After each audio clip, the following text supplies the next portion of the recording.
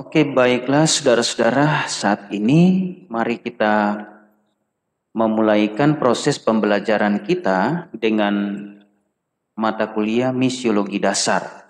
Sekali lagi saat ini kita akan belajar tentang mata kuliah misiologi dasar. Nah, ini sangat menarik mata kuliah ini karena mata kuliah ini merupakan mata kuliah wajib bagi saudara-saudara untuk dikontrak di teologi, fakultas teologi. Oke, supaya kita lebih enak, saya akan membuka share screen. Dalam pembelajaran ini kita lebih enak dan nyaman untuk mengikutinya. Mohon bersabar.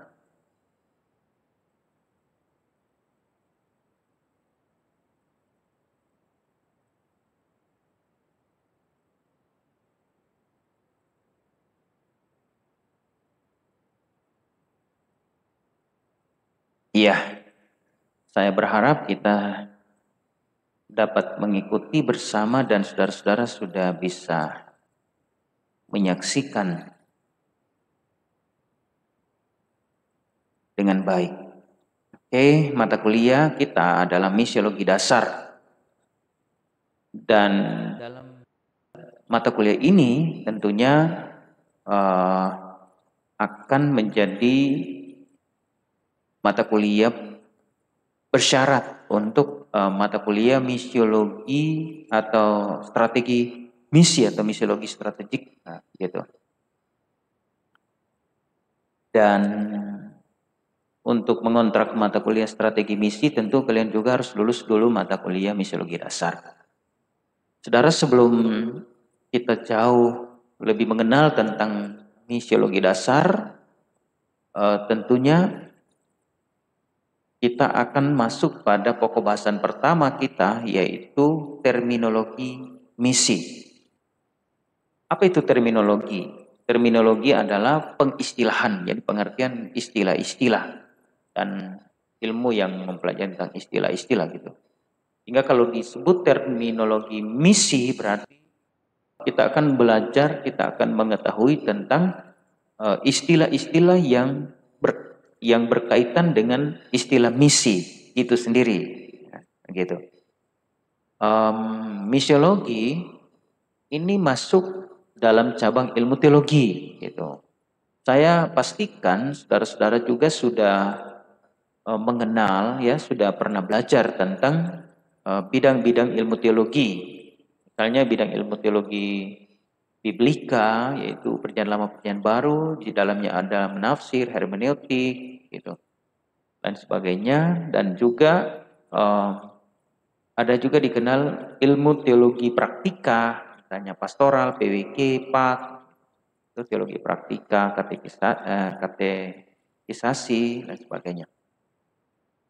Lalu juga ada yang namanya ilmu teologi historika, itu bicara tentang sejarah-sejarah gereja umum, sejarah gereja Asia, sejarah gereja Indonesia, dan sebagainya. Lalu ada juga tentang ilmu teologi sistematika. Ya, ilmu teologi sistematika ini termasuk di dalamnya adalah etika, dogmatika, dan juga misiologi. Nah, karena itu teologi sistematika ini masuk di misiologi.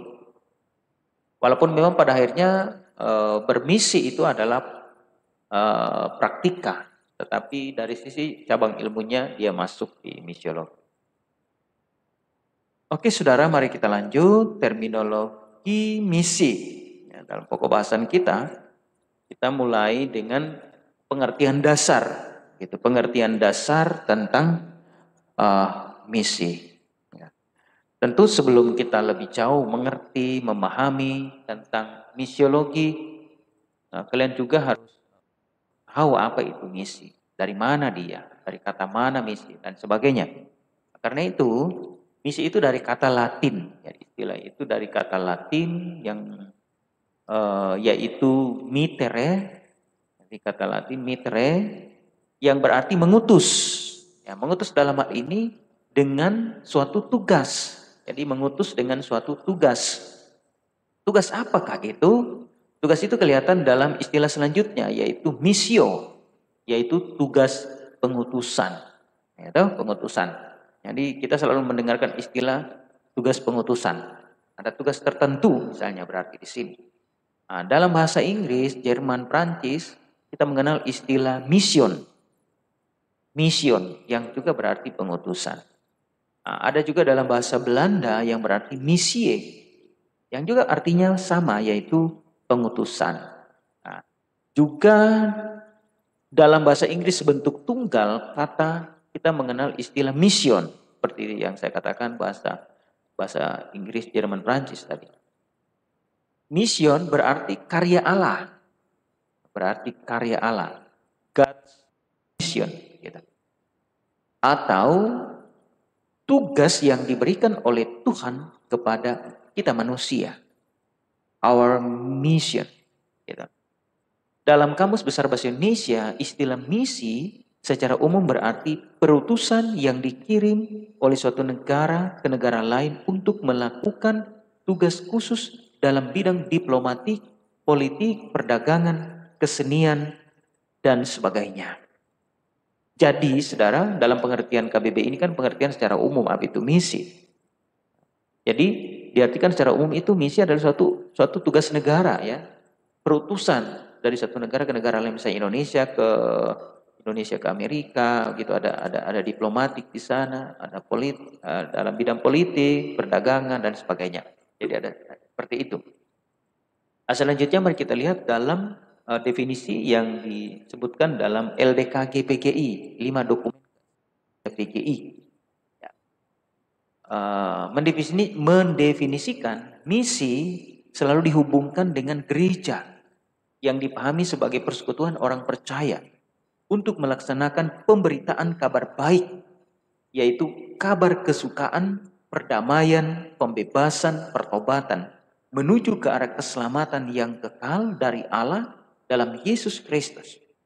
Keterlibatan gereja untuk memerangi segala penyakit, kelemahan, penindasan, kemiskinan dalam rangka mewujudkan kesejahteraan kepada segala makhluk.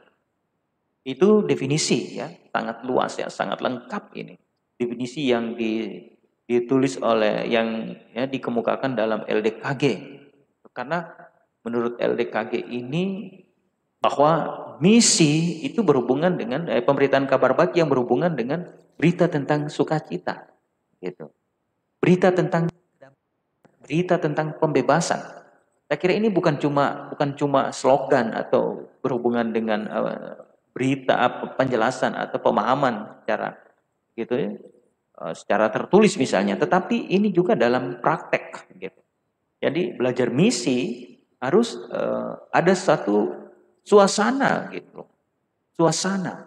Nah, sehingga itu dibahasakan dalam LDKG itu keterlibatan gereja. Nah, dalam hal ini memerangi segala penyakit, kelemahan, penindasan, dan sebagainya. Ini sangat lengkap, ya. Selanjutnya kita mengenal istilah misiologi. Istilah misiologi, ya, misiologi adalah pembentukan lanjut dari kata mission yang kita pelajari tadi, kan? Suatu bidang ilmu tentang misi.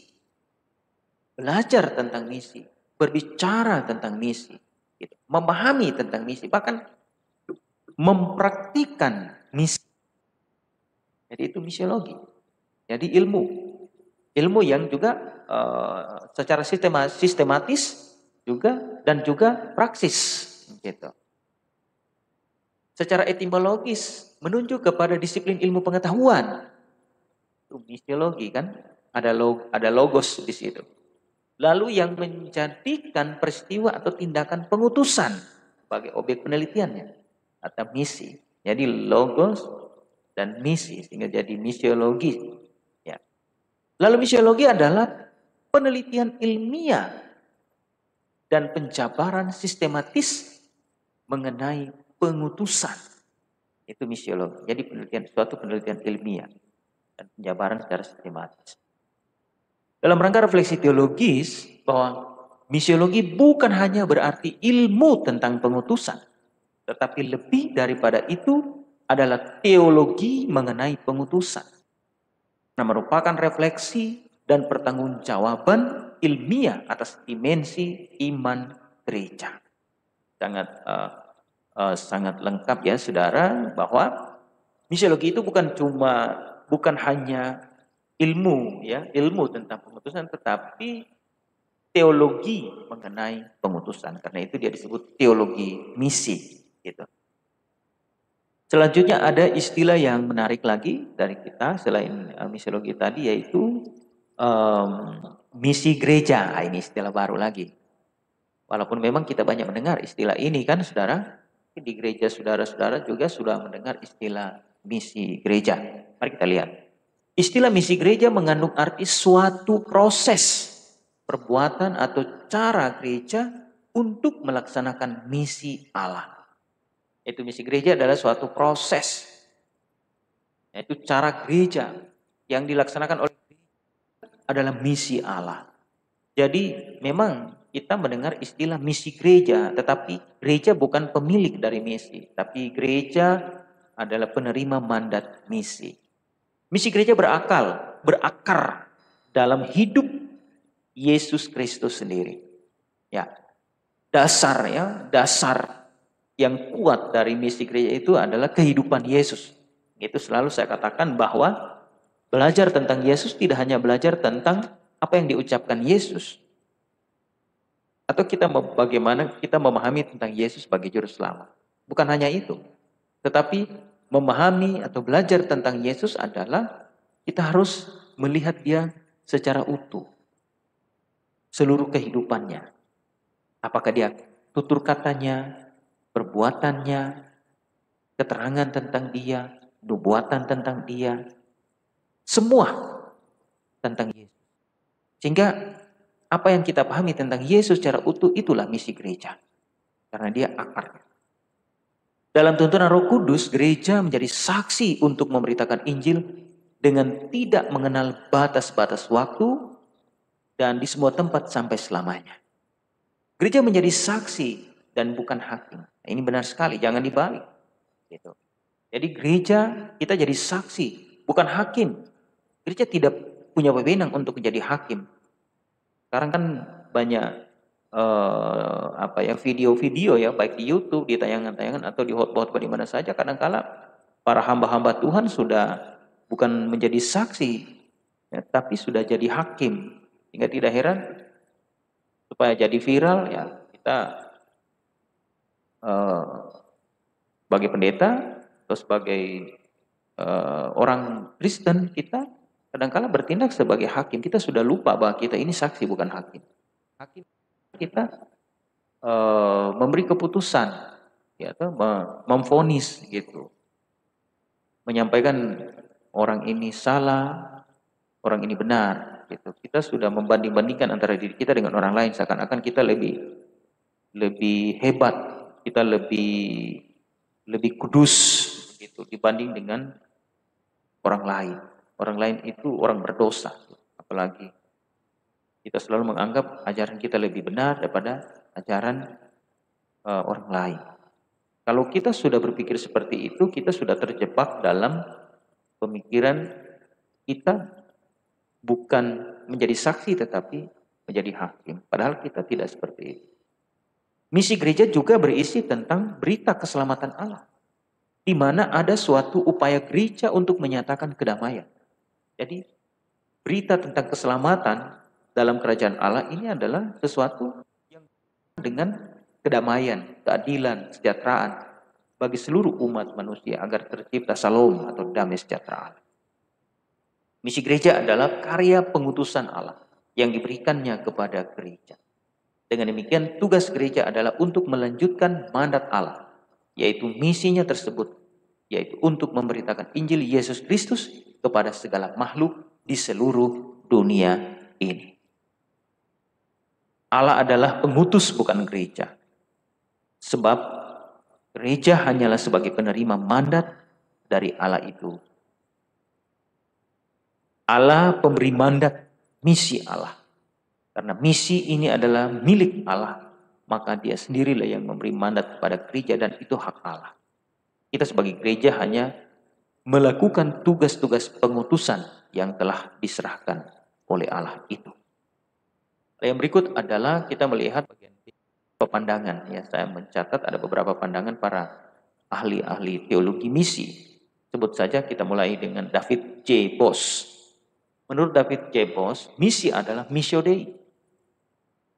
Missio Dei artinya misi Allah. Misi langsung dari Allah. Yang berusaha meletakkan di dalam dirinya Missiones Ecclesia. Program misi gereja.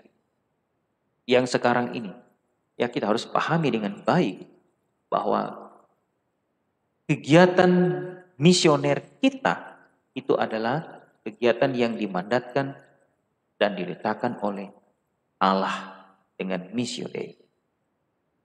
Bukannya gereja yang mengusahakan misi, melainkan missio Dei lah yang menciptakan gereja. Ini menarik. Kita tidak punya apa-apa. Misi yang kita kerjakan ini adalah misi yang diciptakan oleh Allah. Misi yang diberikan oleh Allah kepada kita. Jadi jangan sombong.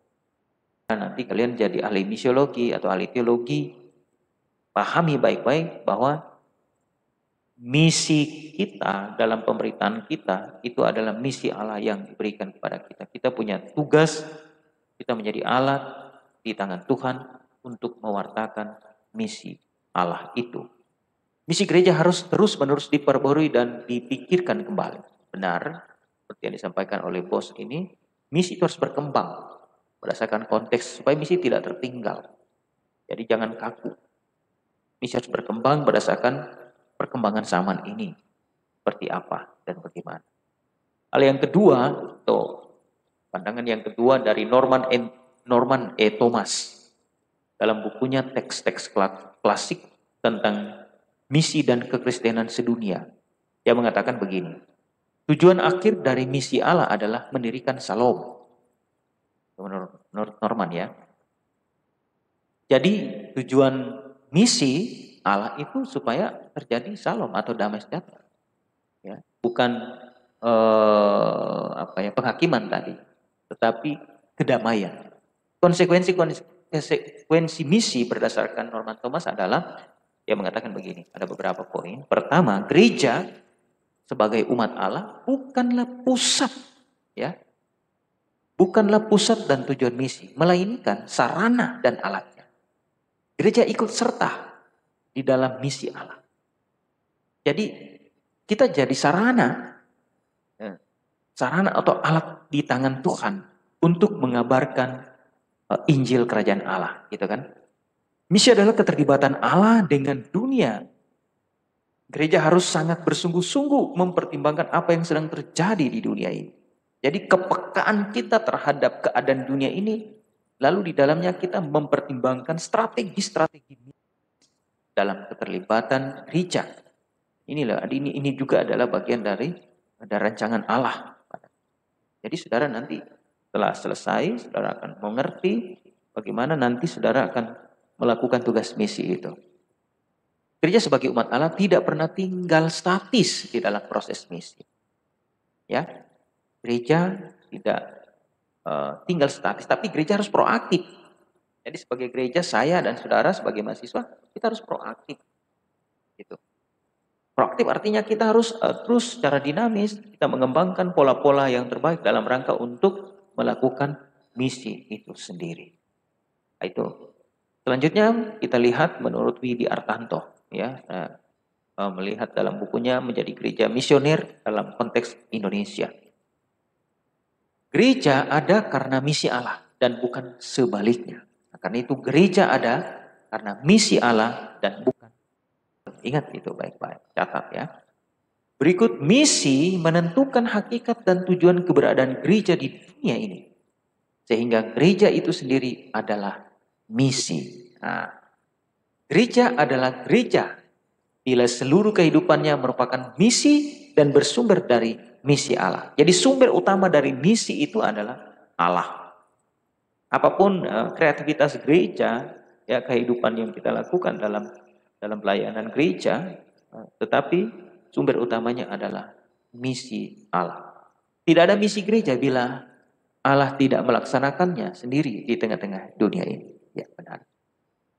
Gereja harus mengakui dengan rendah hati bahwa apa yang dilakukannya hanyalah sebagian dan merupakan keterlibatan dari misi kerajaan Allah yang menyeluruh dan tidak mengenal batas waktu.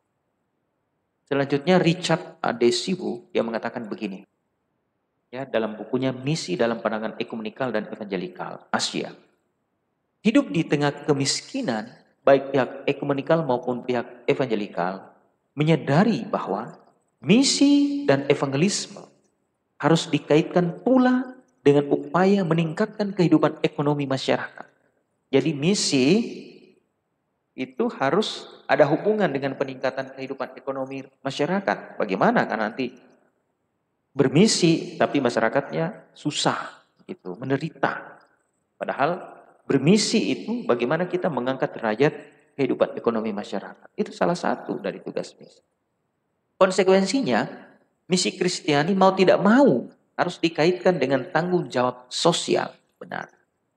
Dengan perkataan lain bahwa Injil tidak hanya tentang berita gembira bagi seorang pribadi, tapi juga untuk kehidupan sosial. Keselamatan diberikan oleh Allah lewat Yesus Kristus berdimensi individual dan sosial sekaligus. Ya, selanjutnya saudara, pandangan dari Daniel Stefanus yang mengatakan begini. Sebenarnya kita tidak punya misi tersendiri. Yang kita sebut sebagai misi kita sebetulnya adalah peran serta kita dalam misi Allah itu sendiri terhadap dunia. Kita mengambil bagian di dalam pekerjaan Allah tersebut. Karena itu kalau kita ingin tahu apa dan bagaimana sebenarnya misi kita, maka kita harus bertanya terlebih dahulu apa dan bagaimana misi Allah terhadap dunia ini. Misi Allah itu secara singkat dijelaskan dalam Yohanes 3:16-21, khususnya ayat 17 berkata, bukan untuk menghakimi dunia, melainkan untuk menyelamatkannya oleh Dia. Itulah pemahaman misi menurut Daniel Stefanus dalam buku Pendidikan Agama Kristen Kemajuan. Saudara, demikianlah penjelasan kita untuk perjumpaan tatap muka pertama di sini. Tentang terminologi, semoga ini akan membawa nuansa baru dan pengertian baru buat saudara-saudara untuk belajar mata kuliah ini. Dan nanti kita akan ketemu lagi di perjumpaan yang kedua kita dengan pokok bahasan selanjutnya. Terima kasih.